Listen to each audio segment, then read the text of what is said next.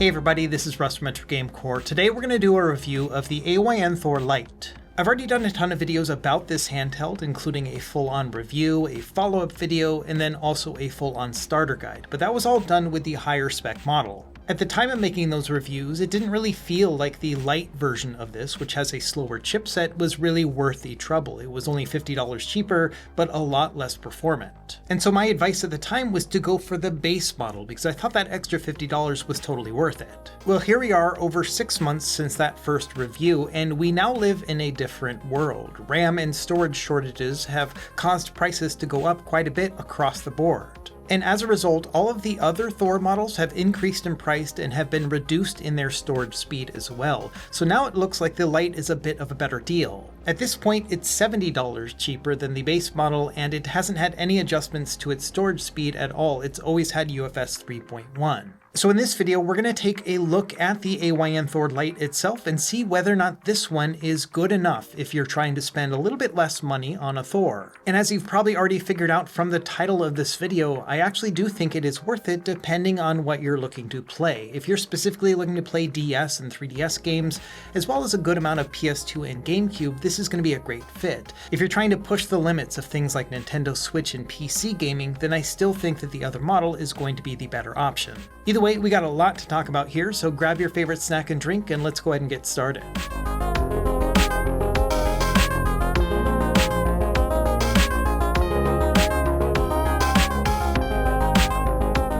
Okay, first thing, this was a review unit sent over to me by AYN, but like with all my videos, all opinions are my own. They're not going to see this video ahead of time, and no money was exchanged in any way. Because I already own a Thor Pro that I purchased myself, I'm just going to go ahead and give this one away once I'm done making this video. So in the video description below, you'll see a link. All you have to do is just put your name in the hat, and that's about it. I'll ship it anywhere in the world. Let's talk about the specs and the pricing. The number one thing here is going to be this CPU. It has the Snapdragon 865. It's an older chipset, but it still checks out thanks to the Adreno GPU that we have inside, which has wide compatibility. The other Thor models, including the base and the Pro and the Max, all of those have the Snapdragon 8 Gen 2, which is a couple generations ahead. As far as RAM, we're looking at 8GB of LPDDR4X clocked at 2133 MHz, and then the storage is 128GB of UFS 3.1 with an expandable microSD card slot. One of the big kickers about this device is it's a dual screen handheld. The top display is 6 inches with a resolution of 1920 by 1080, and it's AMOLED and goes up to 120 Hz refresh rate. The lower screen is 3.92 inches with a resolution of 1240 by 1080, giving it a unique 31 by 29 aspect ratio. This one is also AMOLED, but only goes up to 60 Hz. For being a relatively small device, it also has a fairly big battery, 6,000 milliamp hours, and it's also capable of fast charge. On the website, it says it goes up to 27 watt charging, but I've only really seen it go up to 17. Either way, it still charges very quickly, usually in about an hour, hour and a half.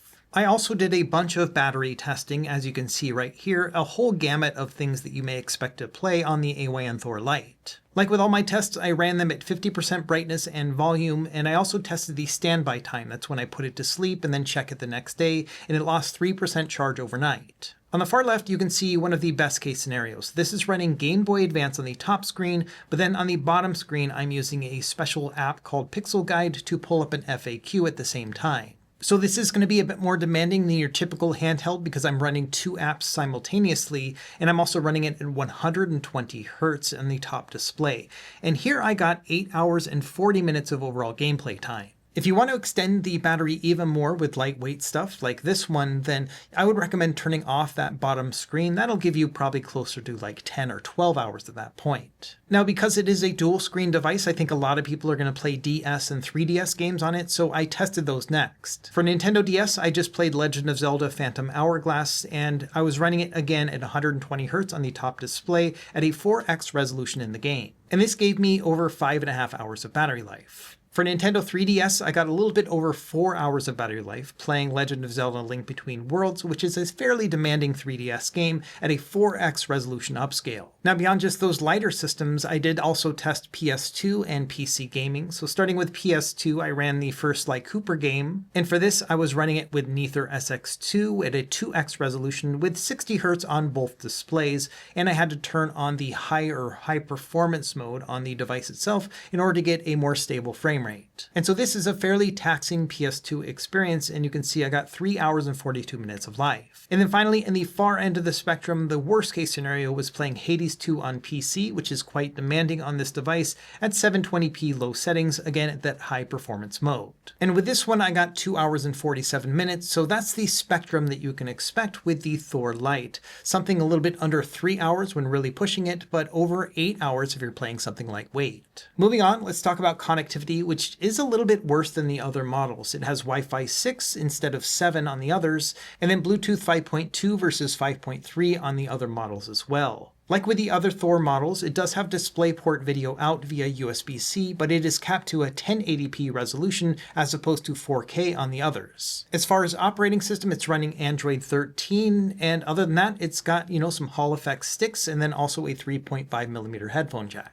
The price is $250 before shipping, which is the same that it was at launch last year, but this is a very popular handheld right now, and so there's a bit of a waiting period if you were to order one today. They are currently in batch 6 pre-order as of making this video, and they don't expect to ship those until mid-June. So at least as of today, there's a 2-month wait if you wanted to pick one of these guys up. Now, because I've already done an in-depth review of the AYN Thor, and most of this hardware is going to be identical to that one, we're just going to really talk about the wave tops, those that are the most important components that I want to reiterate in this review as well. Let's start with the overall size, which is one of my favorite things about it. I love the fact that this is a clamshell and can get super small compared to other handhelds that have a 6-inch screen. When you compare it to something like the new Nintendo 2DS XL, you can see that the 2DS is a little bit wider, but not quite as tall, and then also the Thor is thicker because it has the stacked shoulder buttons. But overall, it's a relatively similar size. The device weighs 380 grams, which makes it a little bit heavier than you may expect, mostly because the inside is filled with glass. But overall, one of my favorite things about the Thor is how portable it is. I have taken my Pro model with me on various different trips over the past 6 months, and I've enjoyed it every single time. Another standout feature of the Thor are these 2 OLED displays. They are beautiful and super saturated. They are just a joy to look at. The top one goes up to 650 nits of peak brightness. The bottom one goes up to 550 nits, and it's been wonderful in most gameplay scenarios, playing it outdoors, indoors. All of that has looked great. I love the overall visual experience of this handheld as well. We've got these asymmetrical sticks and this sort of squarish screen down below, and so everything just looks like it fits very nicely. My one complaint about the visual look is that the bottom display has a full glass front to it. So if I use the studio lights here, you can see that it goes all the way across. It looks very premium, but it's also quite reflective. In fact, that's one of my main complaints about the black color specifically, which is the only color option for the AYN Thor Lite. We'll talk more about this in a bit. I also like the controls on this device for the most part. The D-pad itself is actually very good. It's got some dome switches to it. It makes it feel very precise, almost like a PS Vita's D-pad. This is the same style D-pad we've seen in other popular devices like the Odin line of devices as well as the Retroid Pocket ones. And yes, it's super precise and very nice to use. I also like the analog sticks. They have a nice range of motion to them. They are Hall sensor, and you can also change them out by pulling off the cap and replacing them with something else if you would like. My only complaint is that they're a bit recessed into the device, and that's mostly just so that you can close the screen, but otherwise I think they're pretty good with what they had to work with. At the very least, they are a much better experience than the slider style controls that we had on a Nintendo 3DS. It's also one of those things that after 6 months of use, it started to feel very natural for me too, and so yeah, I think these analog sticks are just fine. The face buttons are also good. They are rubber membrane. They've got some slight travel to them, but not too bad. And they also just have a more retro feel. And so, yeah, overall, I think it's a good fit. My major complaint about these controls remains the trigger buttons, which are a little bit sharp along this edge right here. So as you're holding it and you start to use it, you can feel that sharpness on the side. The triggers themselves are fine. They are an analog input, and I think they're a relatively good size, but yeah, a little bit sharp on the edges, and a lot of people have actually found mitigations for that. There are some 3D printed options that you can find on Etsy. I'll leave them linked down below, and these can snap right on top of your triggers, and it really improves the overall feeling, and so it makes it a little bit rounded along those sides, and so yes, that'll work really nicely. I don't have any black ones, so obviously it looks a little bit weird, but yes, this is a really nice solution here. So as far as controls, I think that the components themselves are fine, and it's a control scheme that I've definitely gotten used to over the past several months. It's not something that I would want to play a first-person shooter game on, but overall I think it's comfortable. The ergonomics on the device are quite flat. As you can see here, there is no ergonomic bump along the sides, and that's to make it a little bit more small and pocketable, so I don't have major complaints about that. If I'm going to be playing for a longer game session, then I like to use a 3D printed grip. I'll leave this one linked down below too. It's one of my favorites.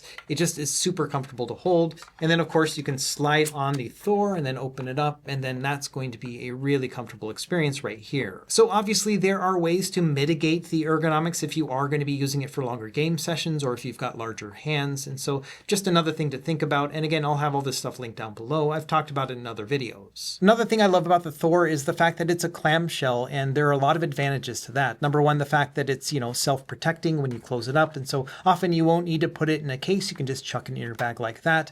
But then also I like having a top display like this. It feels more immersive. It's closer to my head as I'm playing. And so I really enjoy this overall feeling when playing a clamshell, and having the two screens is just an added bonus. Next, I want to talk about what it's like to actually use the Thor Lite compared to the regular Thor. I've had this one for about a week and a half now for testing, and obviously I've had my other Thor for about 6 months at this point too. And so I wanted to talk about what's similar and different between them. To start, we'll talk about what's similar, and number one has to be the dual screen gaming component, and it's awesome when you set it up and start playing things like DS and 3DS. There really is something magical about emulating a dual screen system like the DS and 3DS, but on a dual screen handheld. It just feels very natural. Now, in full transparency, emulating something like DS and 3DS is not quite exactly like the original devices. For example, this one has two capacitive touch screens. That means that it's not going to be able to use the same styluses that you had before, which had a resistive screen on the original consoles. Instead, I would recommend one of these two styluses. You've got the official one from a Nintendo Switch with a mesh tip on it. I did a whole video talking about these types of styluses, and this feels very good. And then also there's this one on Etsy, which has a disc tip on it, which is very accurate and about the same size as an old stylus as well. So these are the ones that I would recommend, but it's not going to be the exact same experience with using that old stylus on some of those games that required that touch input. Additionally, you are going to miss out on some of that original software like Street Pass and that other stuff, and so it's really just about emulating these games on a dual screen device, which I think is pretty magical. And you've got enough power in the Snapdragon 865 on this Thor Lite to be able to play every single game that I tested at a 4x resolution upscale. You might get a couple stutters here or there as you're playing 3DS games specifically because it's going to compile shaders as you're first playing it, but overall it's a relatively smooth experience, and playing these games at a 4x resolution compared to the original console really does look fantastic. Another aspect to consider is that input latency is going to be worse on these devices compared to the original consoles. After all, it's going to be emulating and then also running Android on top of that. So it's not going to feel quite as snappy or zippy, especially with rhythm-based games, but for most other games it should be just fine. If you're focusing on things like role-playing games and Pokemon, you probably will not notice it at all. So yes, for me, the most magical thing about the original Thor and the Thor Lite as well is the ability to play dual screen systems on a dual screen device. It is just awesome. If you've got any concerns about setting up the Thor, then I would recommend my 2-hour-long AYN Thor starter guide. Yes, it is super long, but it'll take you through every single aspect. Now, I set it up on my original Thor, so it's going to be a little bit different in terms of what systems you can emulate, but otherwise, when it comes to setting up things like DS and 3DS, it will be exactly the same. One thing I did notice about playing 3DS games on the Thor is that when playing something like New Super Mario Bros. 2, where the background is scrolling pretty quickly, if I had it in 120 Hz mode, then I would get some stutters and it would just not feel like it was playing at full speed on the top display. An easy fix for that was to either put it at the highest performance mode, and that would fix any of those issues, or just play it in 60 Hz mode instead. But if you are going to be playing it at 120 Hz mode, you will need to give it more power. Other than that, after several days of pretty intensive testing, I am happy to report that yes, you're going to be able to play 3DS and DS on this Thor Lite with absolutely no issue. There obviously will be some shortcomings just based on emulation, like compatibility with a specific chipset or driver, and so you're not going to be able to play the full catalog, but the vast majority are going to be absolutely fine. The other magical thing you can do with the Thor and also the Thor Lite is that you can do multitasking. After all, this is just an Android-based device. It's kind of like a phone or a tablet, but with two screens on it. And this means that you can have two things going at once. You can play a game up above and then maybe stream YouTube down below. All of those things are at your fingertips. One of my favorite things to do is to start up a game up top, like right here with Pokemon Leaf Green, and then down below I can do whatever I want. And so one of the options I have is this app called Pixel Guide, and this is all explained in my starter guide, but that will allow you to pull up guides for specific games, and then you can use these walkthroughs. And so this can really enhance your overall gameplay experience. If you're trying to just play the game, but then you want to consult a guide down below in case you get lost or stuck, then all of that's going to work out really well. Beyond that, you can do all sorts of other things. I've heard about people streaming YouTube down below, or maybe just looking up something like with a Google search. They can do all of that here without having to leave their game. And so it's kind of like having two phones on you at the same time. And of course, you're not just limited to only playing the games at the top screen and doing something below. You can switch that up. So if you wanted to play something low key on the bottom screen while doing something up above, like, streaming a movie or something, you can do all of that as well. So the sky's the limit when it comes to the multitasking, and all of this works super well here on the Odin Lite, just like it does on the original Odin.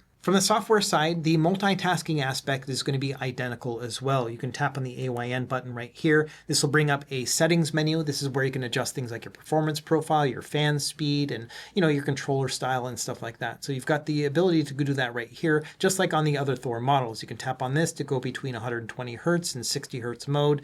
And then also you can use this to adjust things like the brightness between the two different screens, or to turn one screen off versus the other. So all the stuff that I love about the AYN software is still here on the Thor Lite as well.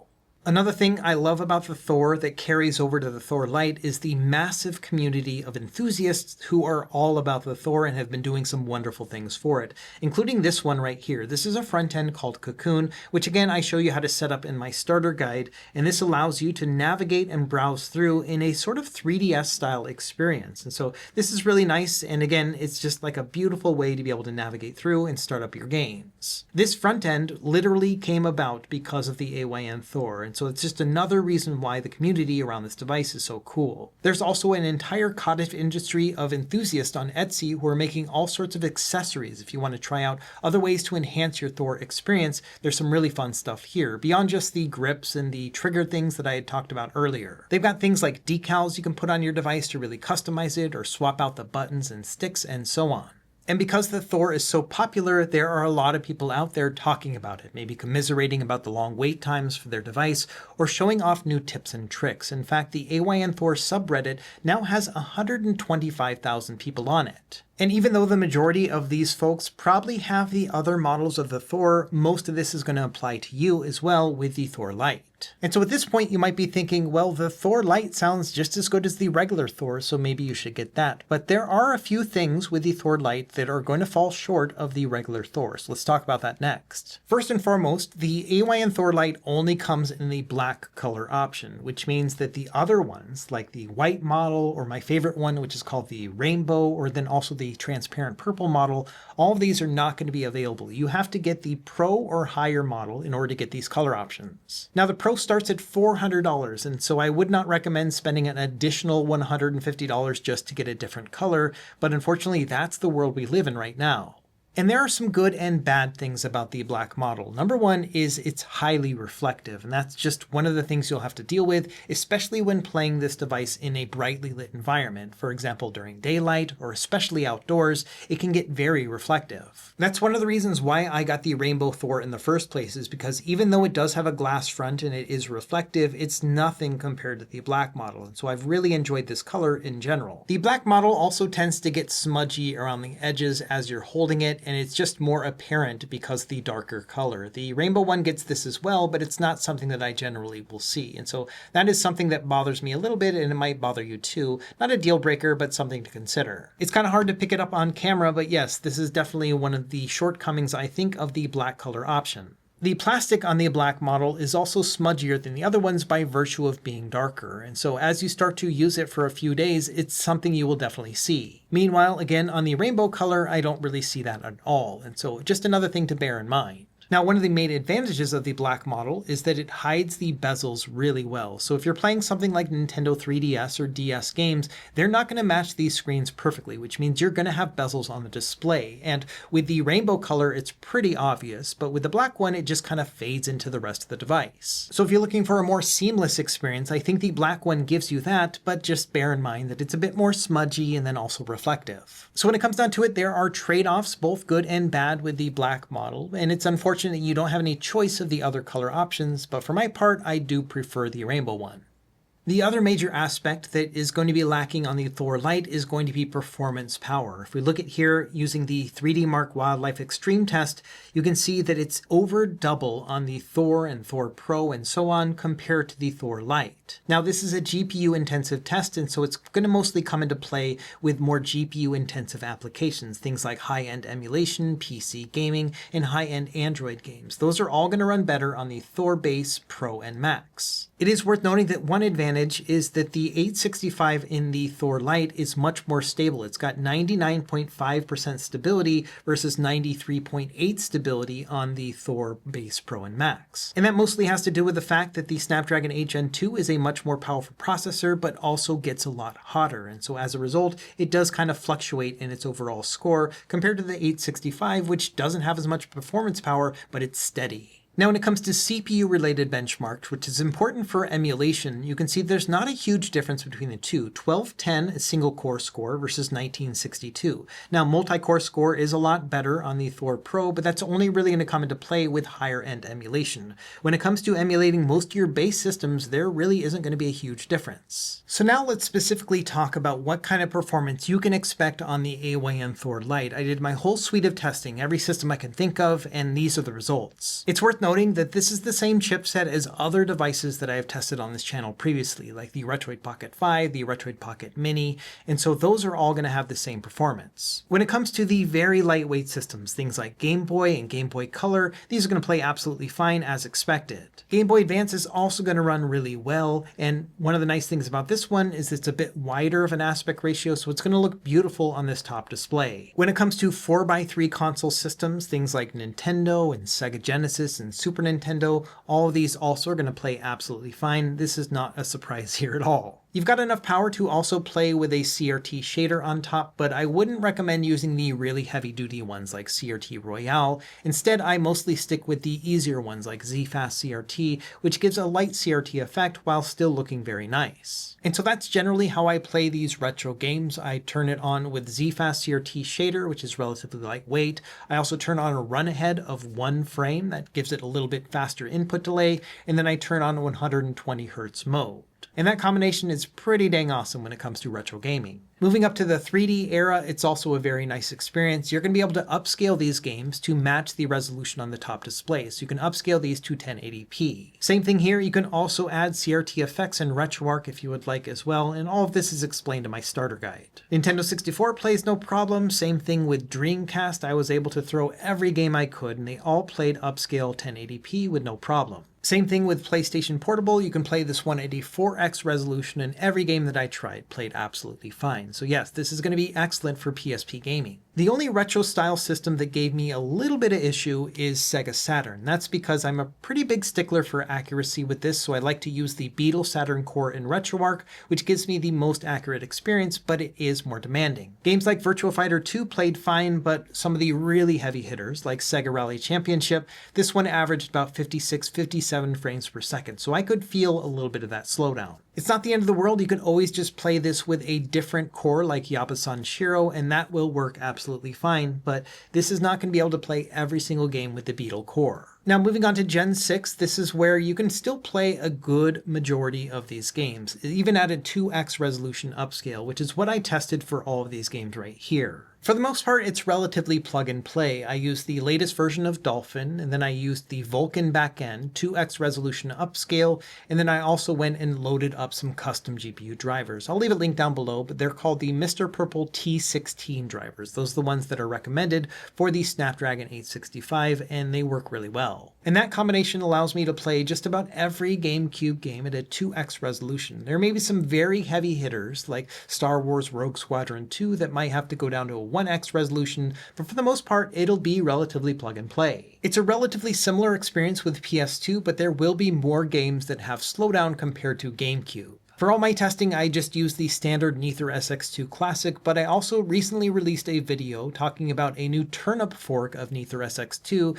which does give better performance with certain games. I'll leave that video linked down below if you want to check it out. I did extensive testing with the Snapdragon 865 found in the Retroid Pocket 5, so that'll give you a good idea of whether or not you want to try it out. The best thing about this new Neither SX2 fork is that it can be installed at the same time as the other ones, which means that you can just kind of pick which games run the best on that and then just choose to launch that one in the front end. Regardless, I would say that the majority of the PS2 catalog can be played at a 2x resolution upscale. The other Thor will give you better results. You can play at a 2.5x resolution, which is going to fill out the 1080p screen better, and you're just going to have less slowdown or the need to go in and make any configuration changes. The way I see it, if you're looking to play every single PS2 game without ever having to go into the settings, then the regular Thor is going to work out better, but you might be surprised how many games run well with the Thor Lite. I would still consider this to be a PS2 capable handheld at the end of the day. Moving up another generation, let's talk about Wii U. There is a fork of this emulator that allows you to have two screens going at once. You can have the Wii U gamepad down below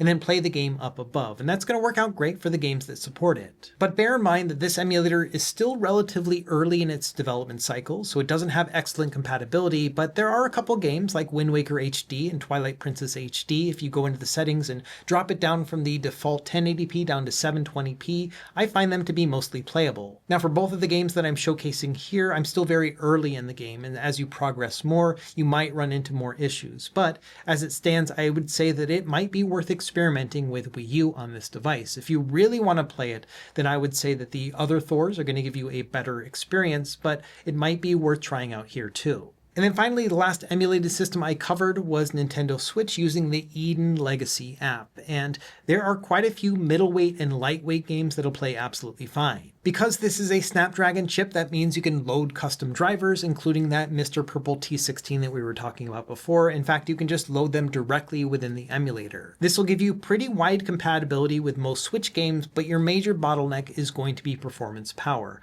I found that just personally, I'm very comfortable in playing games up to like Metroid Dread, as well as Super Mario Wonder. Those are like the two caps for me. Once you get beyond that, going into games like Super Mario Odyssey or Mario 3D World, there's just quite a few stutters here and there. And it really comes down to your tolerance. If you can live with some stutters as the shaders are caching, like in Bowser's Fury, then I would say this is still playable, but bear in mind I'm playing all these in handheld mode, which is going to be 720p. To really get a stable experience with Super Mario Odyssey, you've got to use handheld mode and then also reduce the resolution down to 0.75. So it's going to look a little bit muddy, but it will generally play between 55 and 60 frames per second. Again, the regular Thor will give you a better Switch emulation experience. If this is your priority, then I would say stick with that. But if you're looking just to play some lightweight games or some RPGs, this might be good enough. And speaking of good enough, let's talk about the last system that I tested thoroughly, and that's going to be PC gaming. For this test, I used Game Native, which is my preferred way to play PC games on Android, and I was surprised how many lightweight and indie titles played absolutely fine on this. For the most part, I usually just use Game Native on the Snapdragon 8 Gen 2, like on my Thor or my Odin 2s. All the same, I downloaded most of the games that I would typically play on those devices and tried them out on the Thor Lite with the Snapdragon 865,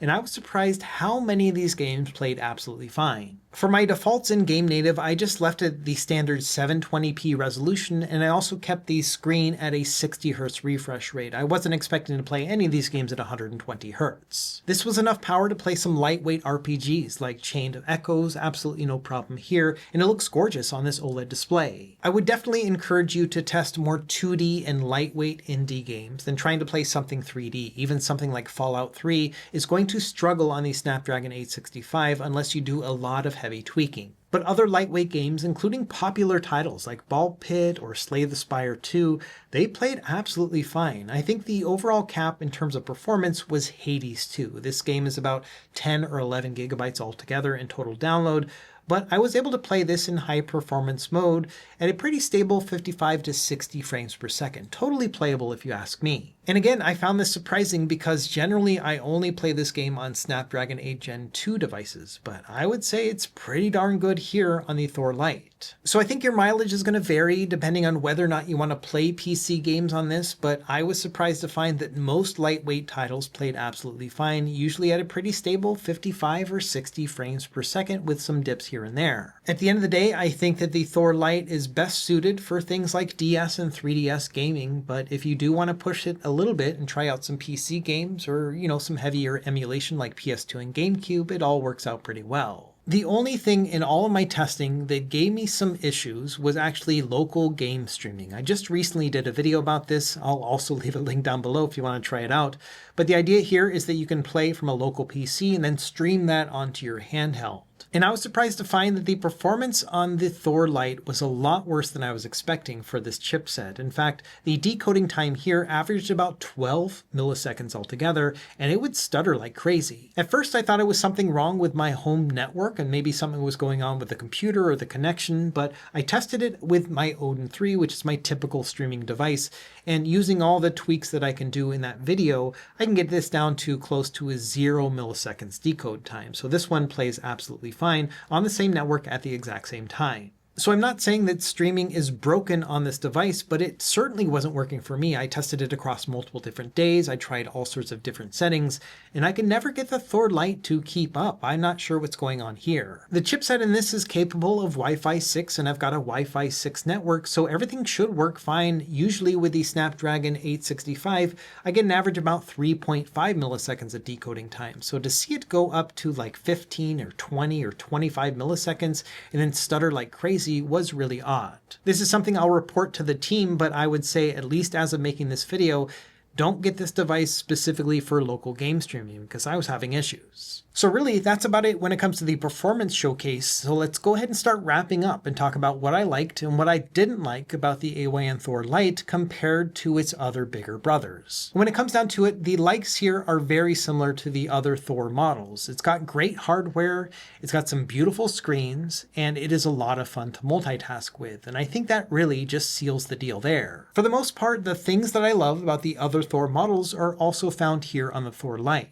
At the same time, it definitely does have some shortcomings, so let's talk about those. Number one is just the high-end performance. If you're looking to really push it with Nintendo Switch emulation or some higher-end PC games, then the Snapdragon 8 Gen 2 and the other Thor models are going to suit you a lot better. I'm also going to add in here the local game streaming thing because it was really odd that I was getting such bad decoding times when trying to play this, and I don't know if it has to do with just my device specifically or just the Thor Lite in general. Again, I'll report this to the team itself, but this was something that I found as a detractor. Another thing I'm not a huge fan of with the Thor Lite is that it only comes in that one black color, and it's quite smudgy and also very reflective. Now, there are some good things about it too, like it hides the bezels as you're playing, but at the same time, I would love to have other color options. And then finally, probably the biggest detractor for a lot of people looking to buy this device are the long wait times. You're looking at about 2-month wait if you were to order right now before it actually ships to your door. And judging by what I've seen with a bunch of Reddit posts, that wait can be agonizing. So something to bear in mind too is if you order it today,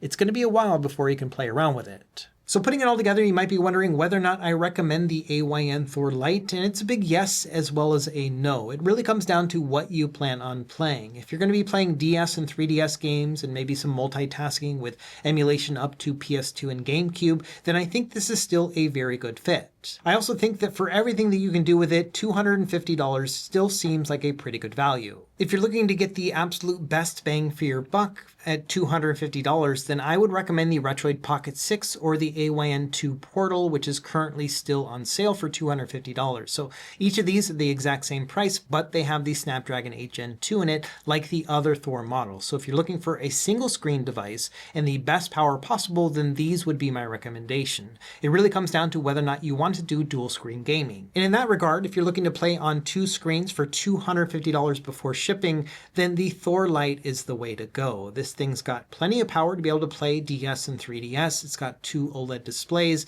and a beautiful form factor and nice controls. If you're looking for higher end gameplay on a dual screen device, then I think the Thor Base, Pro, and Max models are going to give you that bump in overall specs. I'm still happy with my Thor Pro 6 months later here. It's now $400, but I think it's still worth it if you're looking for higher end performance, a little bit more storage space, as well as 12 gigabytes of RAM. If you want to go the full Monty and get the Max model, that's still something you can do, but for me, the Pro has always been the best bang for my buck. So there you go, that's my review of the AYN Thor Lite. I think that if you're just going to be focusing on 3DS and DS games and up to PS2 and GameCube, it's excellent, and it even does a pretty good job with lightweight Switch and PC games. If all that sounds good for $250 plus shipping, then yes, I can easily recommend the AYN Thor Lite. If you're looking for a bit more juice, I still think the other Thor models are the way to go. Let me know what you think in the comments down below. Have you gotten a Thor or a Thor Lite, and how are you liking it? As always, thank you for watching. Be sure to like and subscribe if you found this helpful, and we will see you next time.